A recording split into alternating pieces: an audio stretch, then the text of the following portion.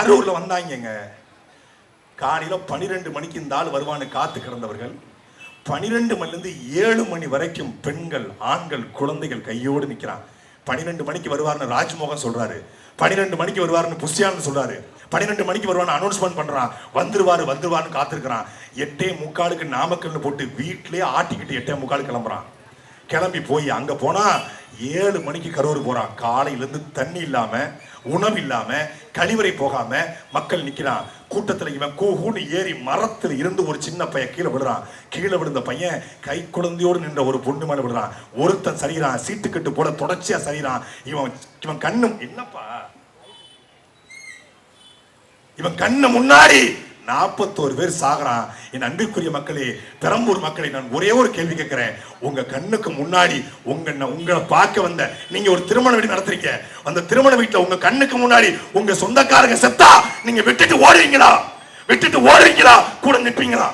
அந்த இடத்துல விஜய்க்கு பதிலா எங்க அண்ணன் சீமா நின்றுதா உயிரே போனாலும் அந்த மக்களுக்காக நின்றப்பான். ஆனால் உன்னை பார்க்க வந்து 41 பேர் செத்த போதும் அரசாங்கத்தின் மீது, செந்தில் பாலாஜி மீது பழிய போட்டுட்டு கோலம் மாறி ஓடி போன ஓடுகாலி. அதான் ஓம்காலி ஜெய்காலி, விஜய் ஒரு ஓடுகாலிங்க. பயந்துட்டான். 4 நாள் வீட்டுக்குள்ள பூட்டிக்கிட்டு போனை போட்டு வீட்டு எதுவும் உடைச்சிருவாங்களா, எதுவும் கைது பண்ணுவாங்களா? ஒரு முக்கியமான ஸ்டாலினுக்கு நெருக்கமான ஒரு ஆள்கிட்ட கூப்பிட்டு ஸ்டாலினங்கள் எதுவும் நடவடிக்கை எடுப்பாங்களான்னு கேட்டிருக்காங்க. இல்ல அங்களுக்கு அது மாதிரி ஐடியா இல்ல, உன்னை கைது பண்ணா நீ பெரிய ஆள் ஆயிருவன்னு சொல்லி அவர் கைது பண்ண மாட்டாருன்னு சொல்லிட்டாங்க. சொன்னதுக்கு அப்புறம் தான் வீடியோ. ஸ்டாலின் அங்கிள், உங்களுக்கு என் மேல ஏதாவது கோபம் இருந்தா நீங்க என்ன பண்ணுங்க, ஆனா என் ஆளுகளை விட்டுருங்க.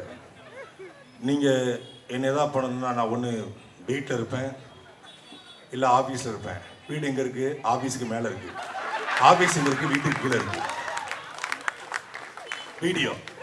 இப்போ ஸ்டாலின் அங்கிள் அப்ப அன்னைக்கு தலைவா படத்துக்கு அந்த அம்மா டைம் டில்லுன்னு படத்தை ஸ்டாப் பண்ணிடுச்சு. இன்னைக்கு ஸ்டாலின் அங்கிள் அந்த டிஎம்கேவா டிவிகேன்றப்பல அன்னைக்கு தலைவா படத்தை தடை பண்ண உடனே ஜெயலலிதா ஆண்டி அப்படின்னு சொல்லி வச்சுக்கோங்க, அது நோண்டி எடுத்திருக்கோம். அன்னைக்கு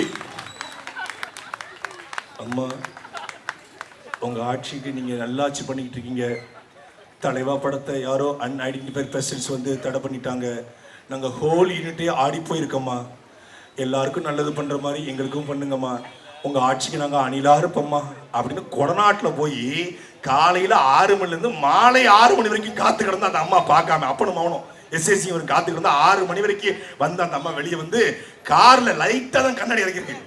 அம்மா இதுக்கு மேலே விட்டு அழுதுருவோம்மா. அன்னைக்கு கையை கட்டிட்டான். இப்போ வந்து பாத்தீங்கன்னா டிவிக்கு தளபதி. ஜெயலலிதா கருணாநிதி உயிரோட இருக்கும் போது இந்த நேரத்தில் அரசியல் பண்ண தலைவன்டா எங்க அண்ணன் சீமான்.